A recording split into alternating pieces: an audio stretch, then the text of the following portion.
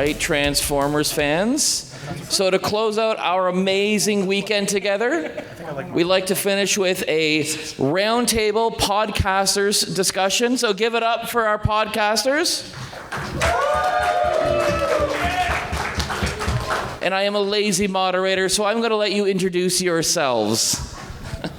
Hi, I'm Aaron from the WTF TFW podcast. Hi, I'm Chris Vangelis, the Mind Freak from Las Vegas, the WTF TFW podcast.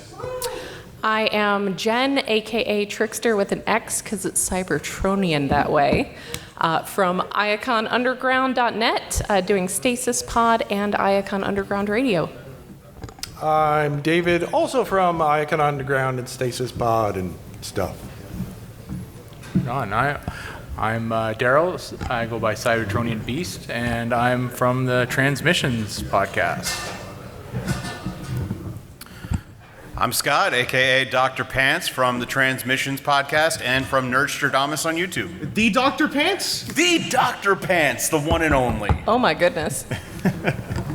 Hi, my name is Michael. I'm from Children of Primus. We broadcast wherever we can, especially on YouTube. So catch us on YouTube. I'm Charles, aka Big C, and I'm also from the Transmissions Podcast.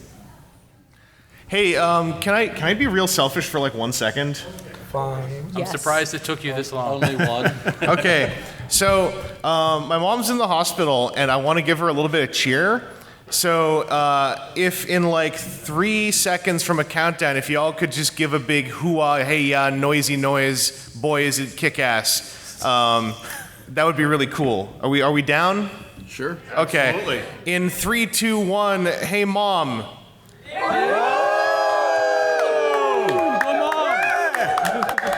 Moms are awesome. Thank you. I'm not putting that online. I'm just sending that to her. I did that on Friday, and it really lifted her spirits, so I wanted to do it again. Such a softie. That's also why I said, can I be selfish at first? So when someone said no, I'd be like, wow, you hate my mom? Hey, did you all go to TFcon? Yes. I sure did. No, I missed it. What happened? It was all right. For those of you who went... I was stuck in the corner. I was stuck in the corner, so tell me. Oh, well, it was kind of hot. I don't know if you noticed, it was kind of hot in the dealer room. Oh, yeah. Yes. Oh, yeah. I actually gave a tip before anybody came to TFcon, so go on Children of Primus, you'll figure out that tip. Well, I was just curious, as a little icebreaker, I'm assuming you all got something at TFcon. Like, if you were to highlight, like, one cool thing you got, like, maybe what it would be, as a form of discussionary icebreaking. Don't look under the table. You don't look at. He's fine. He's trained. He won't throw up. But yeah, maybe starting on that end. Oh, Charles. How'd you do? Well, so I'm definitely more of a Transformers comics nerd. I did get some things, but the thing that I want to highlight is getting to meet Simon Furman in person and getting to interview him. Nice. Was really a big win for me. So I really was really happy about that. I'm still. You ask me. You need to ask him. Wait, hang on. Sorry, Darryl. What was that? I said the question you usually ask me, you need to ask him. How many comics did you bring? So first of all, I will answer that question because it's usually my question. So First, you ask him this. Anyway, I'll answer. So I want to say, because Simon Furman, it's been a very long time since he's been here, and I've never met him in person. I brought 47 comics for him. Only? Well, that's yes. So What about us? Charles, Okay, yeah. So before coming, I didn't know Simon was charging $10 a signature. So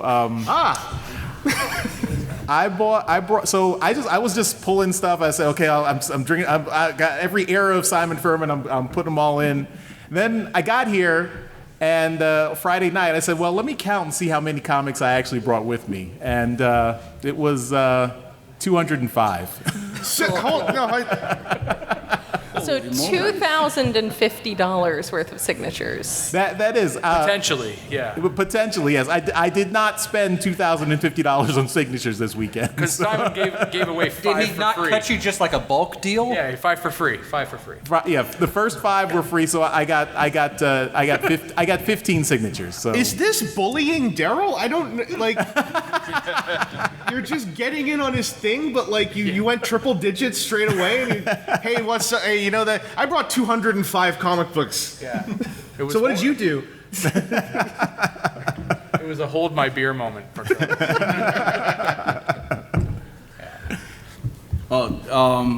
Well, I actually have a Simon Furman story. Actually, one of our hosts for our channel, he actually had the first comic book that Simon Furman wrote, and he never had that, so he actually gave it to him as a gift. So that I thought that was pretty cool. Decepticity did that, so shout out to him.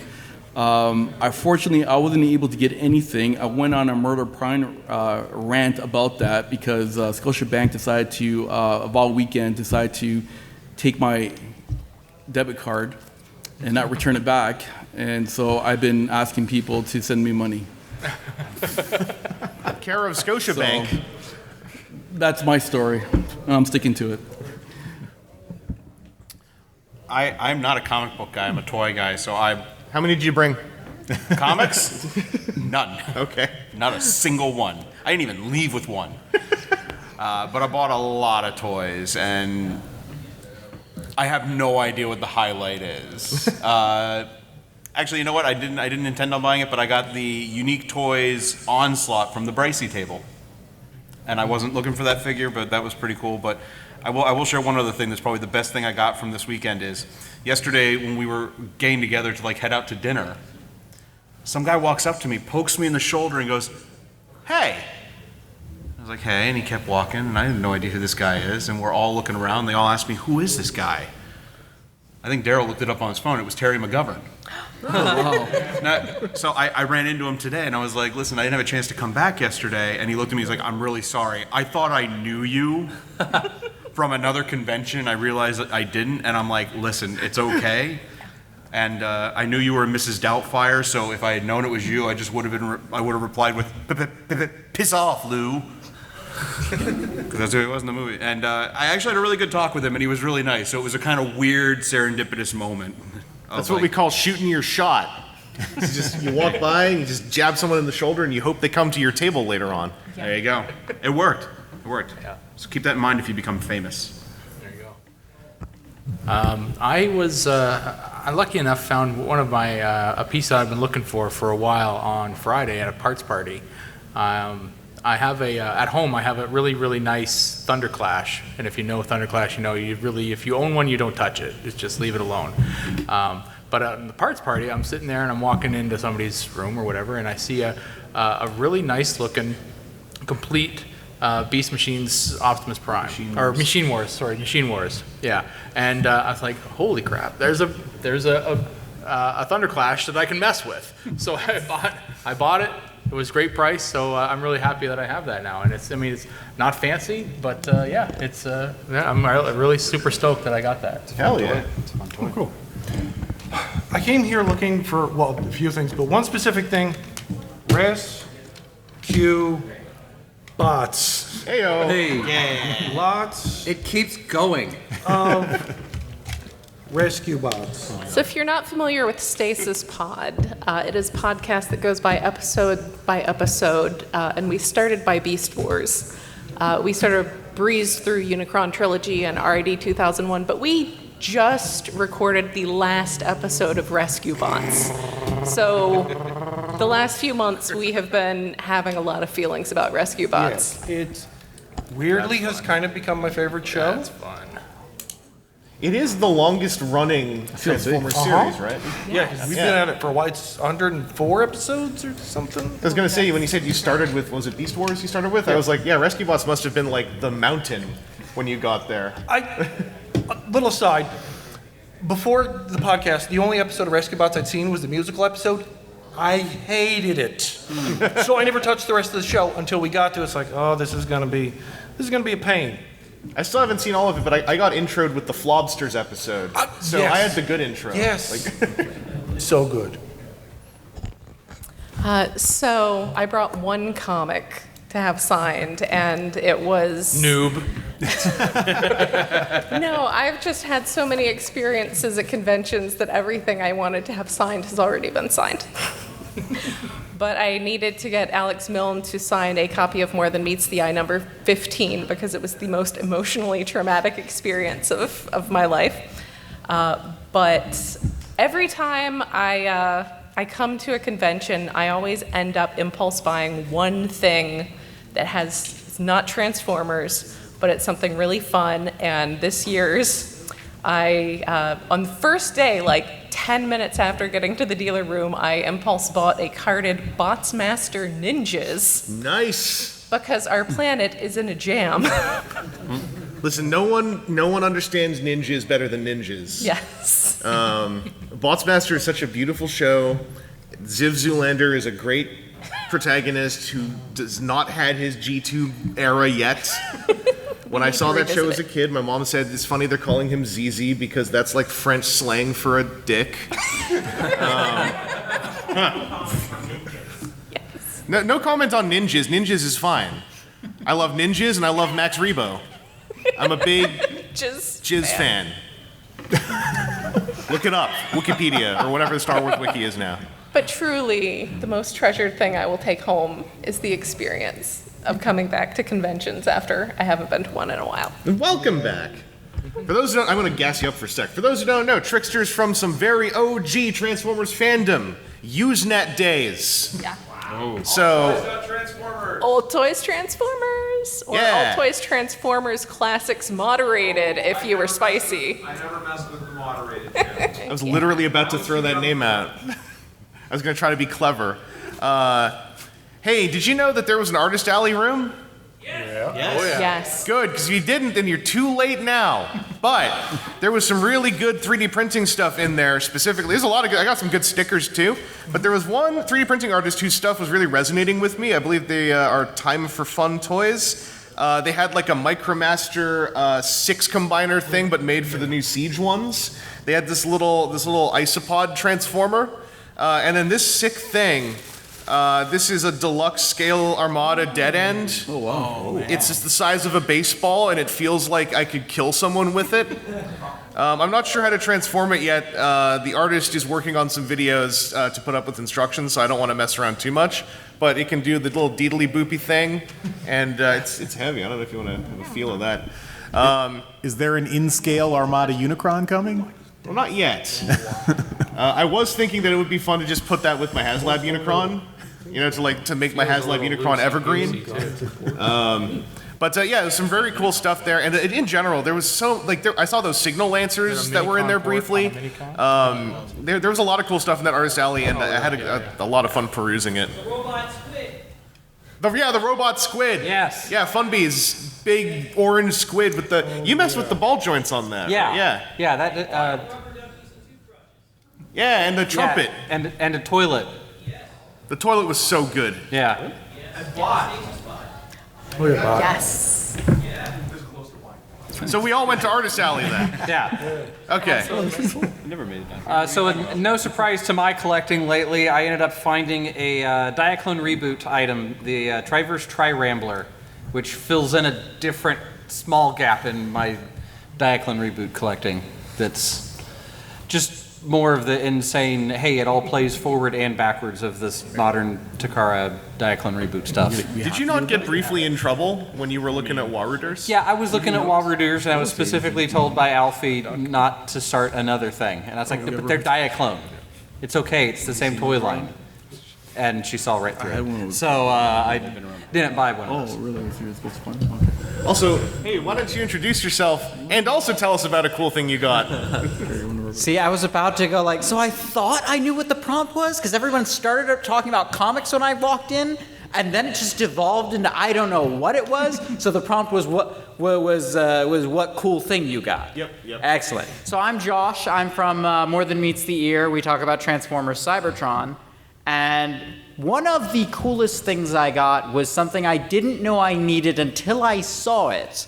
And I think you guys just mentioned it was one of those 3D printed things in Artist Alley. It was from whoever it was that had the giant squid. I think you said Funby? Yeah. It's the racing trophy from the whole Velocitron arc from Transformers Cybertron. And I just saw it there and I went, must have this. It's really worth mentioning, since we brought it up so much. Funby was at the show to have physical stuff, for sale and visible. Funby primarily sells digital files for home printing. So if you go look up FUNBIE and you have a printer, then you can get in on some of this. Anyone here have a printer? Those are your new friends, everyone who didn't raise your hands. They're your pals with a 3D printer. So this TFcon was also the Toronto TFcon to coincide with the 40th anniversary of the Transformers. And as someone who is roughly Transformers years old, I don't like that.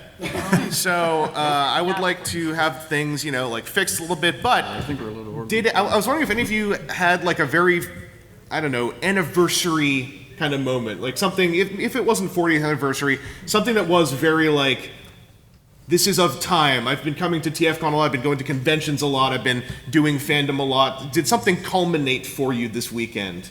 Just like a moment that made you think about the grand scope of how many comics you've brought to how many TFcons. Well, I did get a picture with both Bob Budiansky and Simon Furman, and I held up one of their Bob Budiansky said Transformers 17 is his favorite issue, so I held up that comic, and then I held up the comic that introduced the wreckers for Simon Furman. So, and I'll definitely post that on social media. But yeah, showing that the origin of Transformers, and now 40 years later, and I'm 40 plus whatever years later, and it's doesn't have to be. We can just say it's not.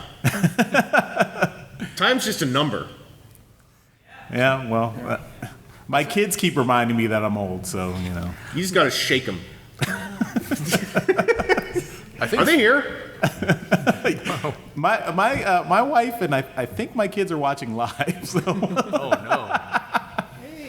no. Shake. I think for me, there was a moment in time on Saturday when I definitely felt the 40 years.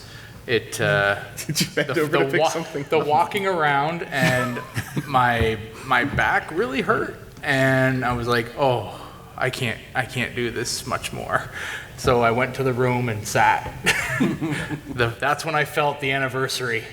Yeah. There was a point in the dealer room where I had bent down to go through some bins, and getting up, I was just like, The sound helps, I've learned. The more primal the grunt, the easier it is. The click, click, click. Y'all gotta develop a good bucket squat for that stuff. Like when you get to the big toy bins, you gotta get your bin squat ready, because then you just gotta use thigh power to stand back up. Anyone out here got a good bin squat? Just making sure you're paying attention.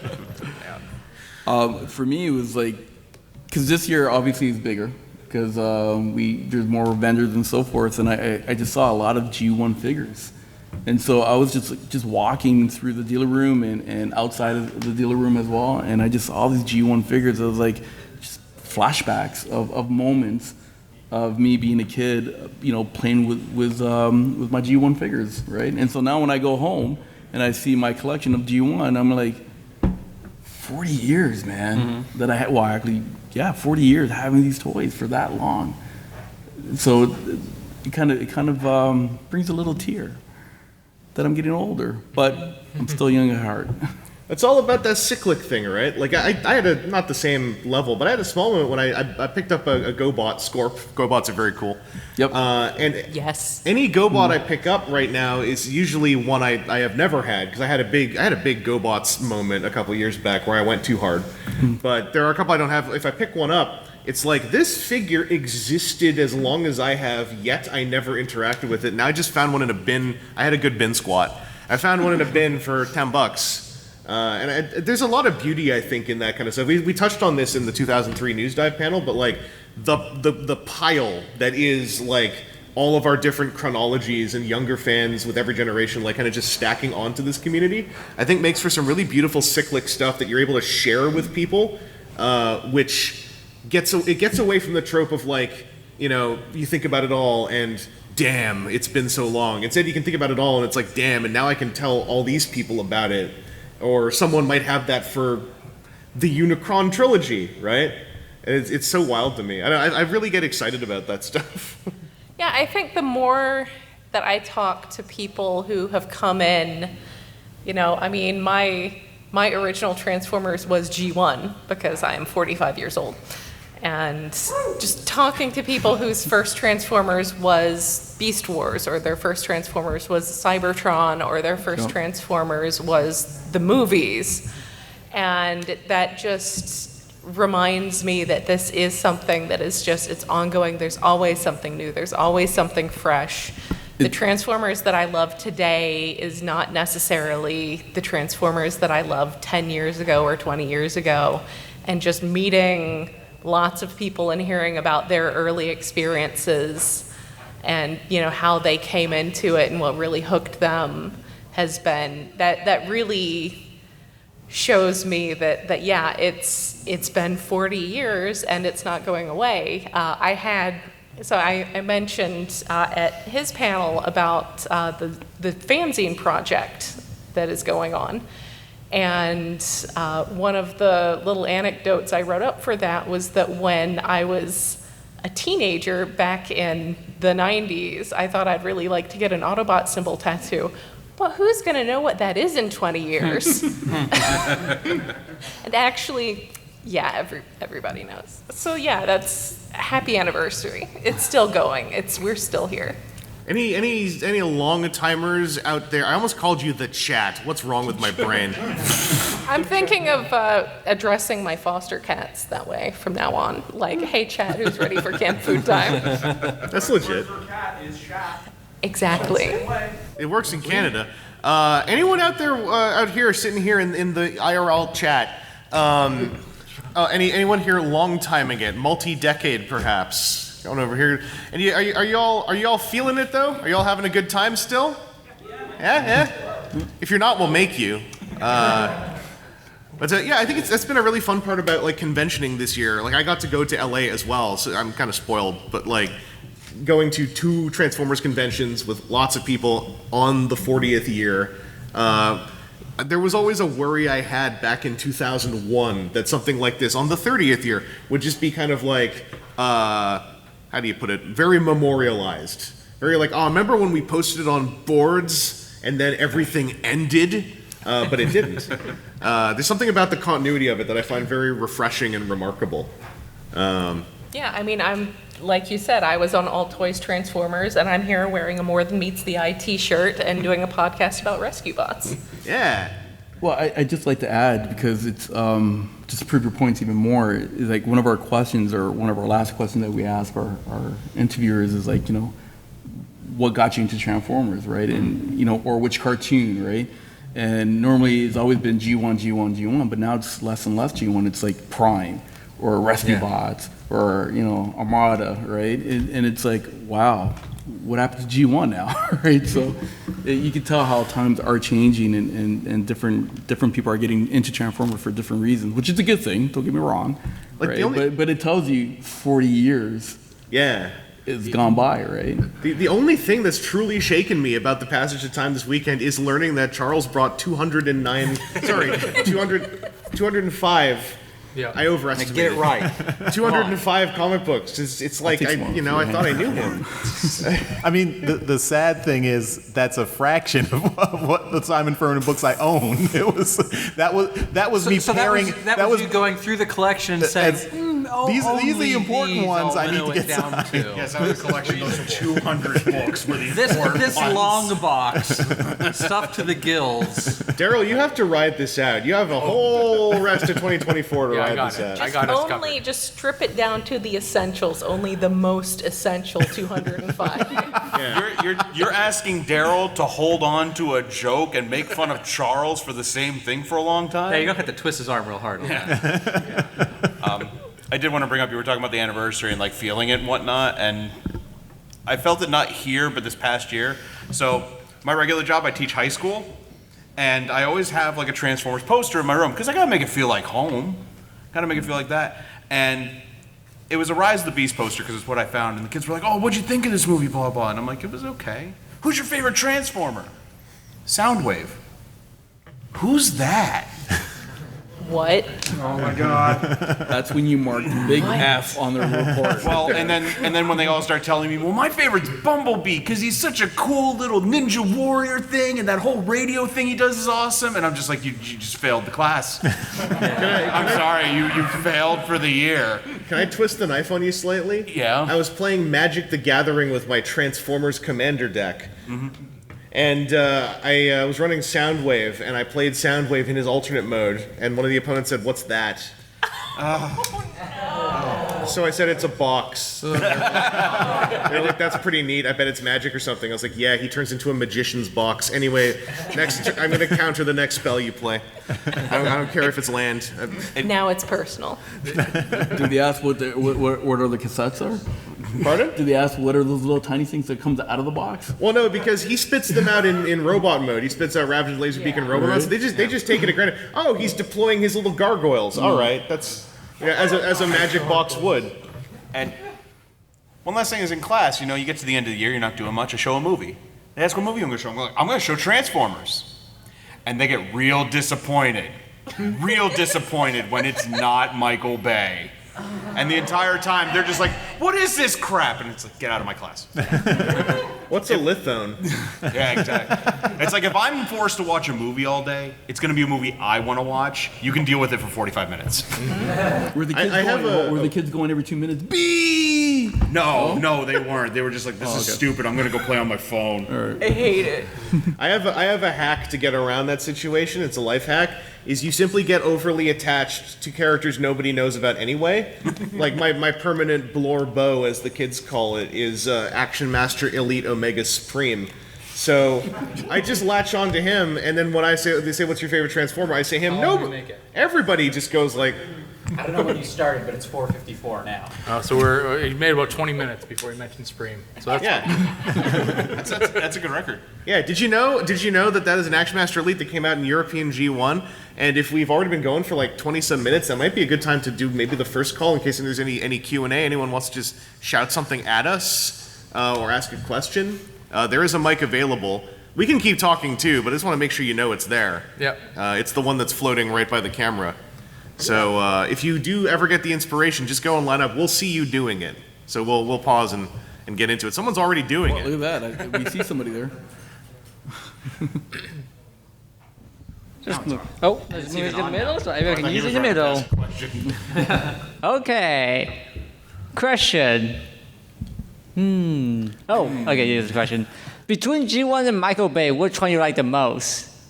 Just the two or everything between? Everything, including every single movie, including, except, everything, pretty much. Or just say all the Transformers movie, including live action, animated, pretty much. All of it. Which one do you like the most? I really liked Beast Hunters because it was nice to hear Batman Beyond talking through Bumblebee for a bit. It was the most refreshing moment I had because I didn't think they were going to actually movieize that. That was like 3 episodes. But hey, and also seeing Frank Welker's one of his final performances as Megatron so far, having a character moment, kind of vaguely unearned or vaguely weird, given it was that he already died. But the conclusion of that being him going like, "Yo, this is screwed up. I'm leaving." I really enjoyed it. Unironically, it's one of my faves. How about others?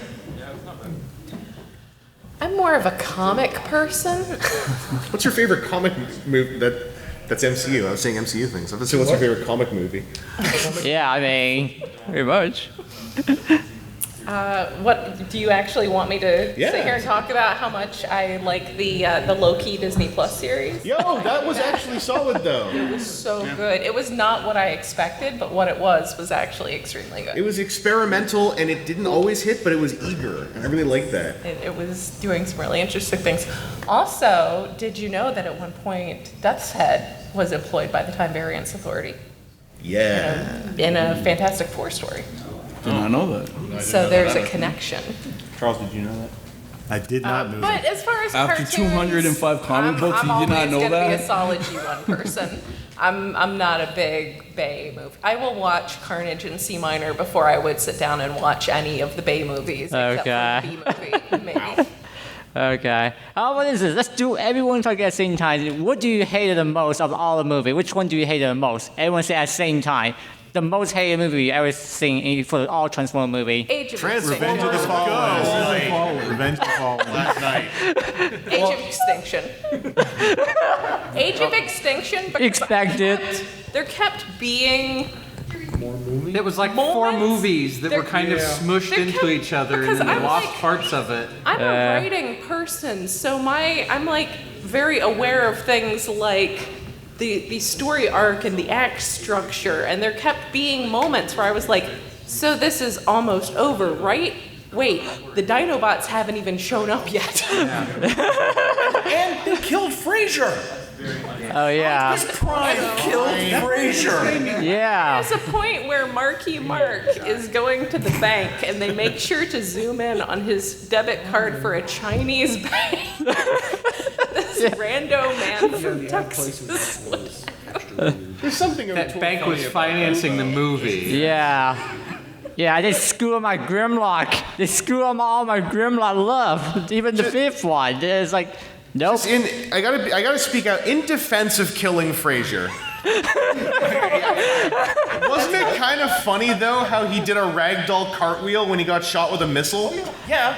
No. I'm not saying that the death wasn't entertaining, but as a huge Frasier fan at the time, it broke my heart to see Optimus Prime, my childhood hero, murder Frasier. Well, Frasier should have done better.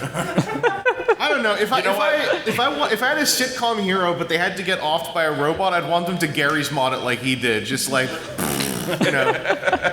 I like that part.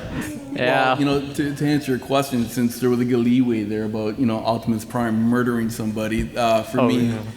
obviously 86 movie, right? But if we're going to have to pick a Michael Bay, it would be Dark Side of the Moon, because that's when they first introduced Murder Prime.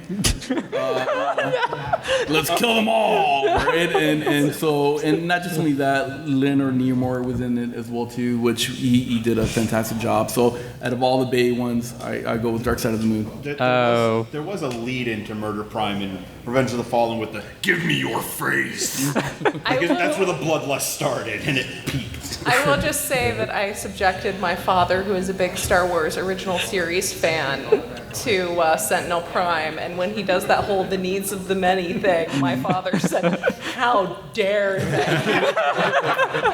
Star Wars. Star Trek. Yes, Star Trek original series. Words are hard. I'm gonna Says the podcaster. as Trickster, along with Trickster, I'm also a big fan of the comics. So for me, the comics are the place where I think Transformers storytelling shines. Like, all the iterations of the comics really take their time to delve into the lore. That's where all the big ideas from Transformers come from.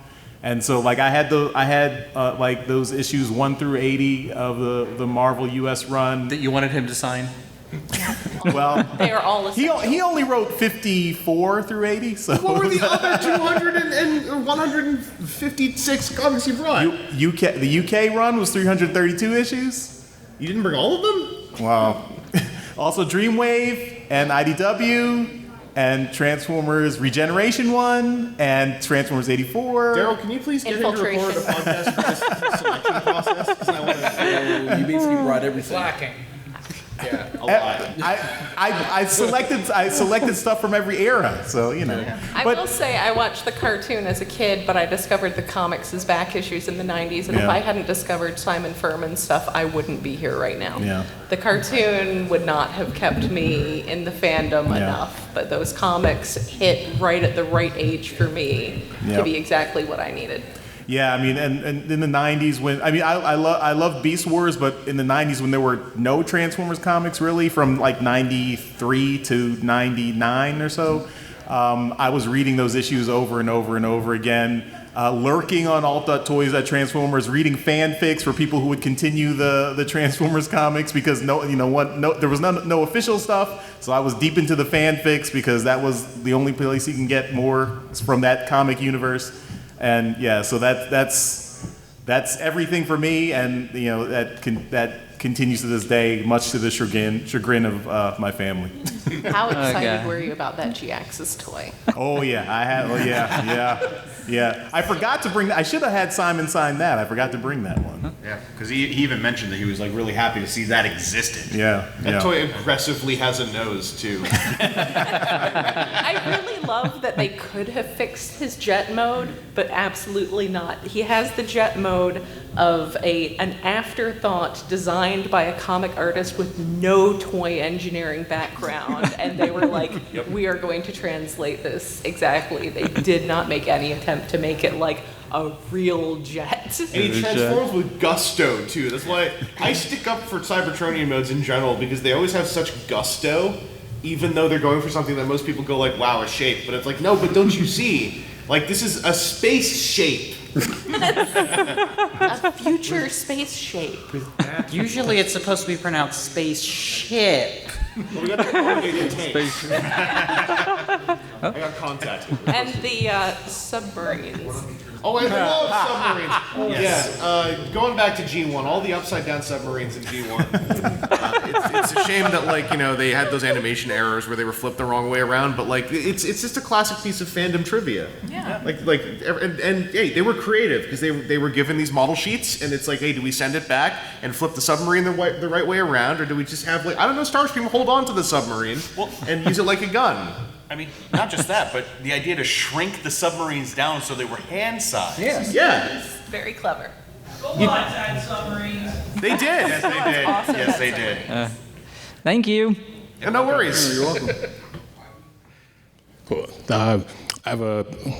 Mike and I do a live stream, and usually what we ask everyone who's a guest, if out of your entire collection, if something were to happen in your house, hopefully this never happens, what's the one figure that you would run back in that house for? I would be grabbing the Metagate Shatter that I was gifted, because that's the special someone that I met at this convention. I feel like there's a real soul connection there, and that would be like leaving a pet behind, except not a pet, an equal, someone who I listen to, and whatever she tells me to do, I'll do it, because she's got it going on. She's the malevolent master wife. What was the question? If I had one... Okay. If I had one thing to rescue... It sounded like it came from the door. If I had one thing to rescue, it probably would be that original Power Master Optimus Prime of mine, because that's like the childhood toy. If not, it would be Computron, which was right there next to him in all of a young Aaron's play mentality. That's not from that, is it? Okay. Yes, it is from that. Okay. A lesson has been learned. It's coming from me moving something in the stack, so I won't anymore. Big shout out to the AV crew for all their fine service at the show.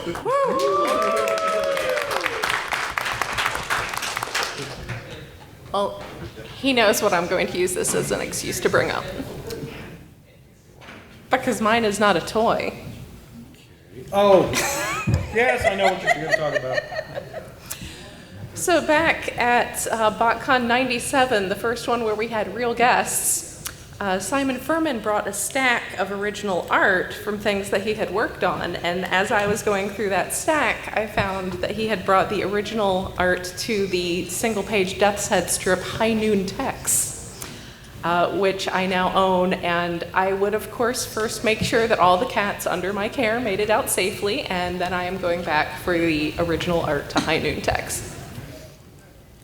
Still priorities. Still priorities. Yes, cats are important.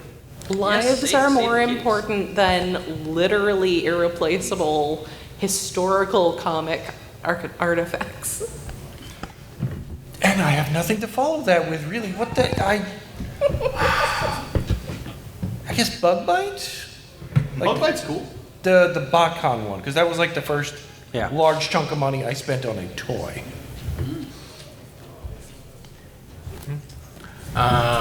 Well, I mean, I answered this question on your stream yesterday, but I'll mention it again. I have this studio, our 01 studio cell, which I love. It's in a cabinet next to my desk when we record. and I really love looking at that.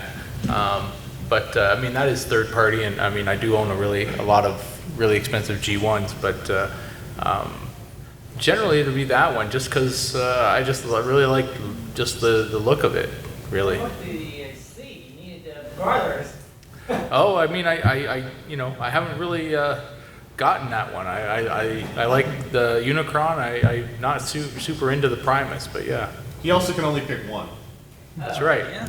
I mean, the other one is good, except if I try to transform it.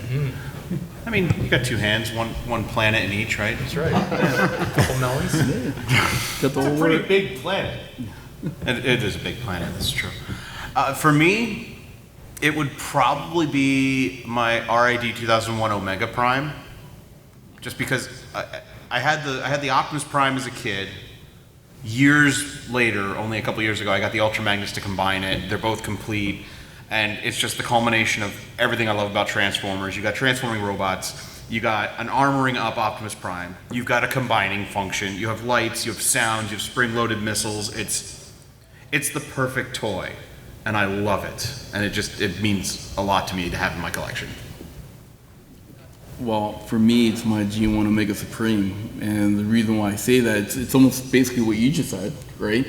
And not just only that, that was my first big toy or figure that I was able to buy. And when I say I mean me, not my parents, because my parents didn't really buy things for me like that. So I had to collect a lot of Coke bottles, and I mean a lot of Coke bottles. Yes, anybody younger than very young generation, back in the days, we used to collect Coke bottles, and we used to get 5 cents or a nickel or a dime.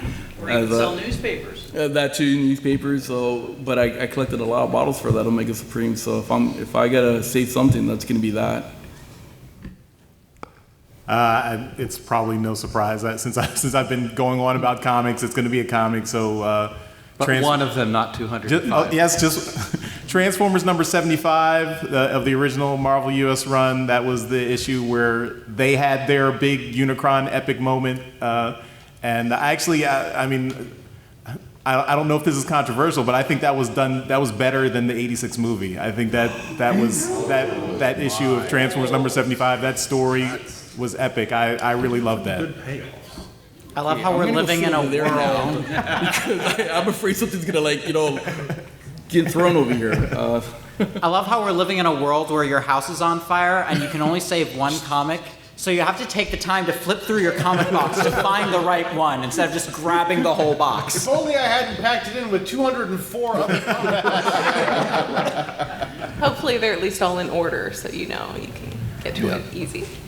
For me, there are so many figures in my collection that I would deem as irreplaceable or expensive enough to warrant that, go grab the one thing that I couldn't pick from any of them. You just go down with the fire?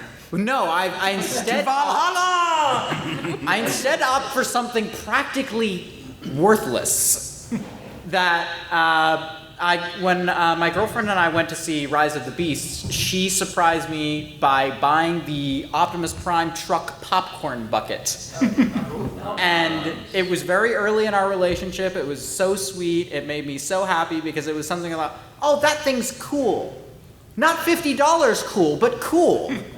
And then there she was with it full of popcorn. And I later got it signed by Peter Cullen at a TFcon. And it's like, well, I guess that'd be the thing I'd say, because it has so much sentimental value behind it. Yeah. Can you still eat popcorn out of it? I could. Is it like the Dune bucket where it has the... It's just on top of it. You can't wash it. You could wash it. It would just be tricky. Yeah. You could line it with wax paper, but then you've got a wax paper lined giant $50 popcorn bucket that's also signed by a venerable voice actor. Just buy another one. Why don't you just buy another one? One for show, one for popcorn. Yeah. I like how you've made no indication that you needed to eat popcorn out of, but now it's just the whole collective is pressuring you. Why don't you get a second one for popcorn use? Stop trying to juggle all these responsibilities. Put a plastic bag. What do you got against popcorn? Hi guys. I was just wondering, for all these conventions, who's been your favorite Transformers celebrity that's gone to these, or favorite moment? David K is mine because he always greets me with "Hey Chris," and he makes me feel cool for 2 seconds. And I'm like, oh man, David K remembered me. I get all bashful. Don't make me choose between Simon Furman and Aaron Archer. It's not fair. Yeah, on a design engineering side, I've had a lot of really good conversations with Archer Monster, just about how processes work. And I'm an aerospace engineer, and it's amazing how many weird, like, tangents and parallel things are between something as precise as that and something as open as toy design. Archer also always says, "Hey, Chris," and makes me feel all cool for 2 seconds. Makes me feel all bashful. Yeah. Well, Aaron and I share a cool name, so I'm better on that one. Oh. I know 2 Aarons. Yeah. And you're better for it, or worse for it. I'm still not sure which way. I've found that over the past few years, I've really enjoyed just hanging out with Frank Todaro at the bar. And the one thing that really sticks out to me is when Kermit the Frog shows up, Frank Todaro turns into a 5-year-old, and it's one of the most adorable things to see. He just makes Kermit sit on his shoulder, and they're inseparable from then on.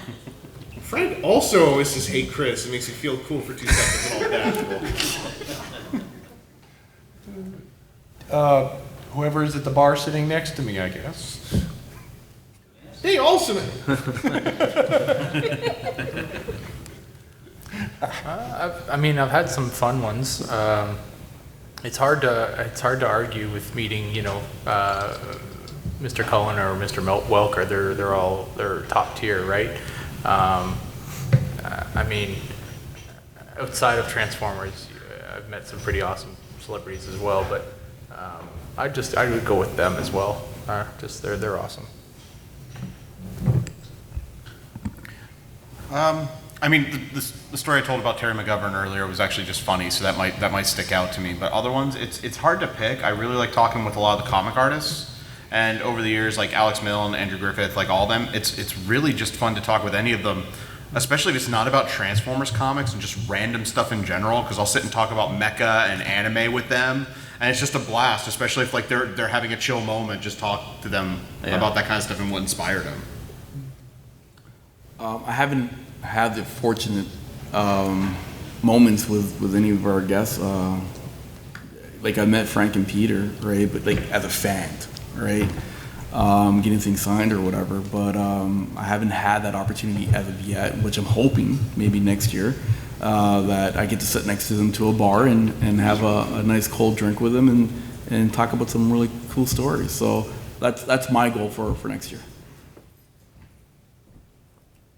Yeah, so, of course, this year, Simon Furman was a big thing. I hadn't met him before, but if I go back, like, I started coming to conventions 10 years ago in 2014. I went to BotCon the first time, and before BotCon, and at this point, we just started transmissions. We haven't even been doing it for a year, so I was just getting into the community, trying to meet people.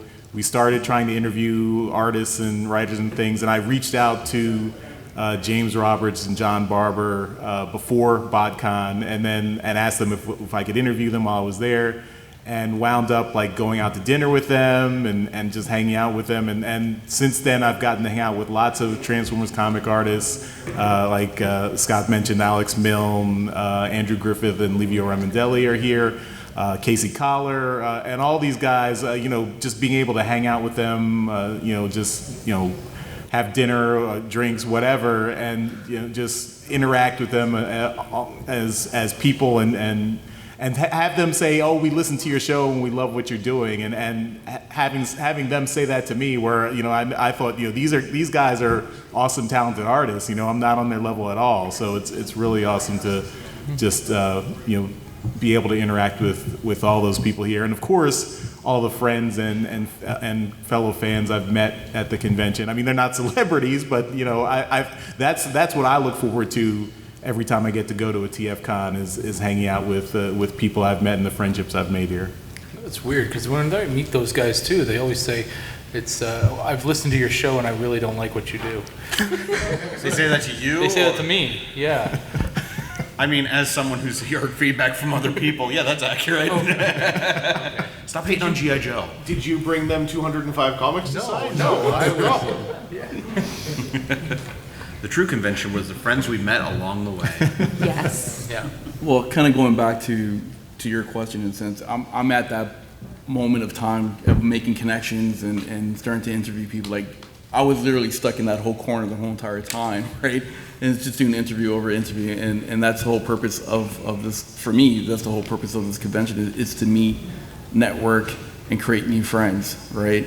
In which I got invited to the podcast because this gentleman right over here, so I have to thank him again. How many times I've said thank you. And so that's why I'm up here, right? And that's part of the journey of coming to these convention, and I guess that's part of the journey of doing podcasts as well too, is just meeting new people and networking, and hopefully I can get to their stage where, hey Pete, hey Frank, hey, let's go for a beer, at the bar, right? Yeah. So we're not at that stage. That's like another 10 years down the road, right? That's 305 comics. Okay. So now you know how many comics to bring, 305 comics. I don't think I have that much. But I also, for me, every show that I've done 2 artist alleys at TFcon, this is my 2nd year. And anytime I've gone to these shows since 2013, I've always given art to the people that come in.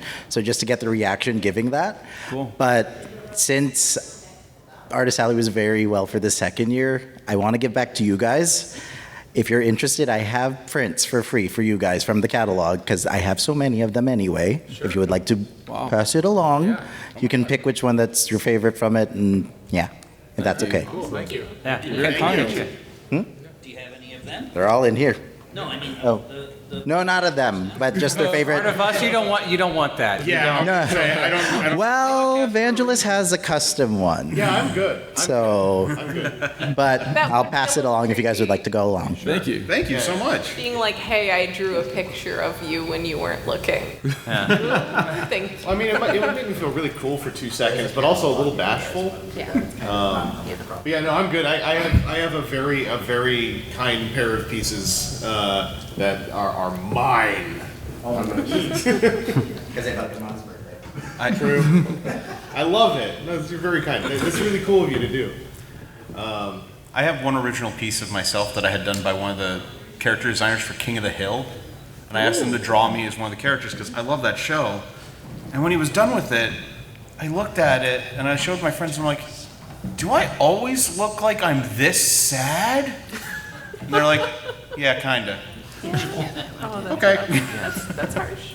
I guess that's like in a way, that's like putting the harshest mirror on yourself, right? Is a form of caricature. Yeah. You go to an artist and say, no, just draw me the way you would if I were a cartoon character. And they look at you and they're going, all right, time to draw out your extremes and render you to a trope. It could be rough. I mean, Derek Wyatt did an April Fool's picture of me once, and it's very cute. My mom loves it. She put it onto mugs. Just for herself. Just for herself. Which felt really cool. But more people should get art commissioned of themselves, unegotistically, as a diagnostic. No. I don't know, man. Draw the inner me, whatever you see. Don't go to a character artist like on a street side to do unless you really trust them. You got to know what you're getting into with that stuff. Slide this one or a skiff to the side there. So I think we're probably just should wind it down now. It's Let the tech guys go. Let everybody else get dinner. never. Lock the door. So we should probably end with everyone plugging their podcast. So if anyone out there wants to listen, and they can know where to find it. So. Oh, okay, me first. So I'm, as I said, I'm on More Than Meets the Ear. We talk about Transformers Cybertron. There's a lot of weird theater references and musical outbreaks because we're theater kids. It's quite a lot of fun. We've been on a little bit of a hiatus, but we're coming back soon. We're just waiting on someone to be not sick anymore to record our next episode. Sickness will get in the way. See if we can move this without it exploding everything again. Okay, all right. Yeah, Chris and I are on the WTF TFW podcast, found at tfw2005.com. Theoretically, it still goes into podcatchers, but there's a Zune user out there that keeps getting upset at us that the link's not working. We're sorry. It's a WTF TFW. 2005. Also, it's relevant. Go to YouTube and find the playlist of our streams going through the 2003 era news. It's basically like a podcast, but with lots of visuals. So it's like a YouTube stream. Yes, you were telling us about that in an earlier panel. You should go to 1 p.m. today and check out Deep Diving the Fandom News 2003. Get your briefcase, get your time travel briefcase, and go back to earlier today. Hit 88 miles per hour. Yes, we did. Yes, 88 miles per hour was in that podcast. So our website is iaconunderground.net. We do Stasis Pod. Like I said, we are getting close to episode 400. We're actually probably past episode 400 because there was a point where we got weird with like 0.5 weird numbering episode numbers. Official episodes were not at 400, but we've done side episodes. In between seasons, we do episodes of other random 80s and 90s cartoons just to take a break and make fun of them. Some of them are pretty great. We did. Which number is Botman? Don't remember. Was that a Patreon or was that between? I think we there was did an episode of Botsmaster. No, that might have been a Patreon episode. It might have been. Monthly we do Patreon episodes of something fun. Well, we should remember to throw that one up on free. Yes, that's a good idea. We recently did a Patreon on the Masters of the Universe movie, which was a lot of fun. But yes, we do Stasis Pod, which we got all the way through Beast Wars, Beast Machines. We did a little bit in between, and then we did animated, and then we did Prime, and then we alternated seasons of Robots in Disguise 2015 and Rescue Bots. So now I'm excited for us to get to BotBots. Eventually, well, first we got to get through Cyberverse. Yes. Is BotBots still on Netflix? It's on there. Okay. It is also on my hard drive for archival reasons. Yes, because we have had. But only as a legitimate backup. As a legitimate we've had archival to backup. do that previously. Like when we started watching RID, it wasn't available. Yeah, we have definitely had to find questionable sources for some of this stuff, but it's all now on YouTube. Thank you, Hasbro. But we also have started back up with the approximately bi-weekly Iacon Underground radio news podcasts, which are a lot of fun because the reason we had to sort of take a break was because I work second shift, so we often end up recording them at literally like 1 in the morning. So it's definitely got two friends chatting about toy news at 1 in the morning energy. Yeah. So that one's a lot of fun. It's Iacon Underground Radio. And a fun older one in our back catalog that I was talking about the last TFcon I was at in 2019 in Reston. We did a series based, an episode by episode of Superhuman Samurai Cyberpod for SSSS.Gridman. Where we had guest stars on every episode. We had Trent Troop and Greg Seplak to talk about the Shattered Glass tie-ins. We had some Toku people, you know. A couple of anime friends, yeah.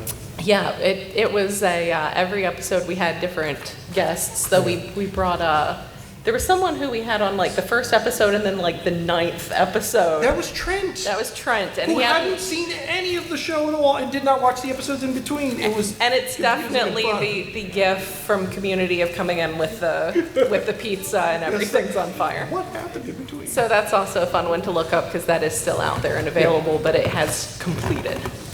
We also did Kimono Friends episodes, mostly as Patreon. Kimono Friends, yeah. We do a lot of fun stuff, but mostly Transformers. Yeah, it's just that if we did, we're almost 400 episodes. If we did Transformers all the time, I thought we would get bored. So between seasons, something silly. Yeah, usually something that's like for between Beast Wars and Beast originally Machines, it was we did like Gal Geiger because it was like meanwhile in Japan. Yeah. We did the Beast Wars second movie because meanwhile in Japan.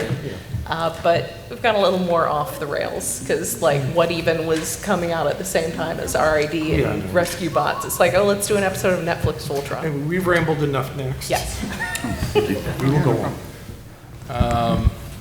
So Transmissions Podcast. I mean, Charles will kick in on this a bit too. Transmissionspodcast.com. You're on the dot there. Thank you. We're a bi-weekly show.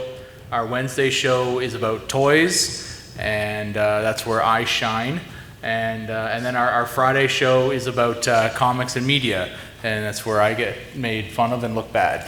But not anymore. I'm really gonna harp on him about the 205 books. We are currently reviewing the Skybound series, the Energon universe, as I've been forced to read all of the G.I. Joe books to the state, which I'm very upset about. It's tied into Transformers. You mean the Barely. exciting Energon Universe TM by Skybound Entertainment? Available now? That exact one. Yeah, so we've been reviewing that. We also commissioned a custom cover for We did. issue 1. Ah, yes. With art by E.J. Sue. Who Yes. did all the art on the original IDW Infiltration series. Yeah, and we think Charles has a couple of those covers here right now on him. If anyone's interested, we're selling them for $20 Canadian. So if anyone's got $20 spare and wants a book, let us know. But yeah, as far as episodes go, we're in our 11th year right now. We're about to hit episode 600 on the main show, 400 on the comic show. We've got a bunch of Patreon-only stuff. We've got a live play RPG show that's only for it's not only for anymore. It's the regular show goes out live after a week of being on Patreon. We like big bots with Scott and myself. We just pick a character in our collection and we grab all the toys we can find of that character, and it's kind of fun. And we talk about how much we love those it's individual fun. figures. And that's show just for our Patreons, so we do that. And we've got an awful lot of interview shows in our back catalog. So yeah, we've talked with David Kay, we've talked with Dan Gilvezan, Greg Berger. Simon Furman coming this week. Yeah, Simon Furman, we just recorded today. Basically all the comics people over the years, we've talked with every one of them. So it's been fun. Who knows what's going to come next? But we're still going to churn them out. So yeah. I mean, I'm also on Transmissions. I'm one of the guest hosts. They plugged all that, but I have my own YouTube channel called Nerdstradamus, and we're on all the social medias too. If you can't guess from the name, we do a lot of nerdy things. There is some Transformers content because I force my friends to do that even if they're not interested. One of my favorite things I've done is take my one friend who knows nothing about Transformers and said, name that robot, where I give him a Transformers figure and I say, name him, and tell me what he transforms into. I don't know if he's a genius or an idiot at naming, but it's somewhere there. But we also do a lot of music. We did a cover of the Beast Wars theme song. We've done songs called I Love Robots and Robot Redemption and stuff like that. But if you look up Nerdstradamus, we have a link tree. You can find all our stuff there. The Beast Wars theme, you did do a variant where it was Beasties. I appreciate we did, because after we released it, I think you specifically mentioned it, and it's like, I told my friend who's the musician, it's like, we have to do a Beasties cover. To which he said, what is that? And I had to explain. I had to explain that to someone the other month. Beastie! My friend Dimfnaw was on for an Elden Ring stream, and this came up, because Dimfnaw is from America, and someone had mentioned Beasties, and she's like, what's that? And I'm like, well, in Canada, we couldn't have war in 1997, because we were too peaceful. So we re-recorded an entire theme song, and it was called Beasties, and her response was something like, that's a really funny bit you're doing, but you're not going to make me look stupid. And then the entire chat went, no, it was a thing. Yeah. Very real. Yes. Oh, okay, my turn, I guess. We're the new kids on the block. We're called Children of Primus. We do a weekly show on YouTube, and obviously we're on all the social platforms as well too, from 8 until 10. We talk about, obviously, Transformers, we do news and reviews, and we talk about everything and anything Transformer, and it's also related. So it could be political, it could be life stories, it could be, and we talk to a whole bunch of guests as well too. And not just only that, what we try to do is that if you want to join our show and talk about what we're talking about, or you want to add something, you can always join our show and be involved and talk about Transformers. So we're all children of Primus. That's how we look at it. Oh, .com. Yes. Right. It could be .ca, but it's .com. We wouldn't never have found it. Sitting here typing .org, .cards, .edu, like, why isn't it working? So yeah, we are pizza, which is a thing. Right. We already mentioned the Transmissions podcast. I'll just say again, the Empire of Rust Transformers Live Play RPG Podcast. That's an awesome show that is on our network. So if you go to transmissionspodcast.com, you can find it there. It's we have 3 seasons of an original RPG story set in a variant of the IDW universe. And none of us are the main characters on it, so it's a completely different cast of people if you don't like any of our voices here. So I think that's really great. Also, yeah. I was just going to say, if you're a fan of IDW and you want more of it now that it's gone, like, listen to it. There's about 120 episodes of it now. And if you've got a long drive back home from this, like, say, about 6 hours, great time to binge it.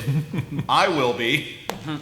And we run a Discord server, so we have a community for all our listeners. So if you go to transmissionspodcast.com/Discord, you can join up there and interact with us and interact with lots of fellow Transformers fans there. Sorry, was that .com you said? Just want to make sure, that's all. Yeah. Okay, .com. Transmissionspodcast.com/Discord. Oh, they have the forward slash. Is it the forward slash? /Discord, okay, yes. Okay. Is that .gg or you got a .bike? .biz? Do you have .gov yet? Guys, the word dot is starting to mean nothing anymore. .af, Yeah, what which about ended up dot? being a whole problem on Mastodon. Hey, can I also just say, 'cause if I understood correctly, we do have some folks here who have not done one of these kind of podcast roundtable panels before, right? It's true.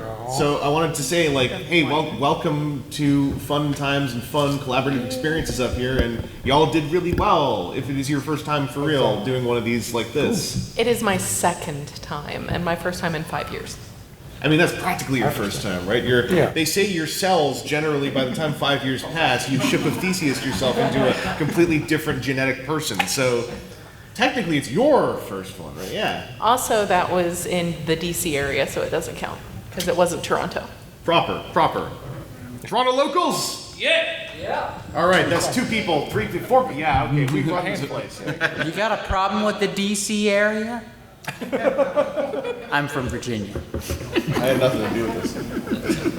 And hey, thanks to all of you for coming on out to a post-show panel. That is always a bit of an ask. I know that it's a bit of an ask, but also what else are you going to do? Dealer room's closed. But no, we always appreciate seeing folks coming out to just hang out, get a little bit of a debrief vibe. And hey, this time it's been, double, triple streamed? Yes. If you want to check up on something, like, if you can't check up on it, then talk to all of them.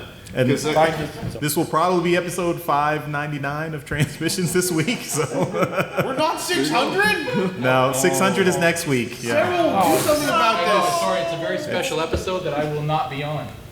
Is that why it's special? Is that episode 0? Oh. How does he know about episode 0? And also, once again, thanks to the AV team, thanks to especially thanks to Evan. I'm biased.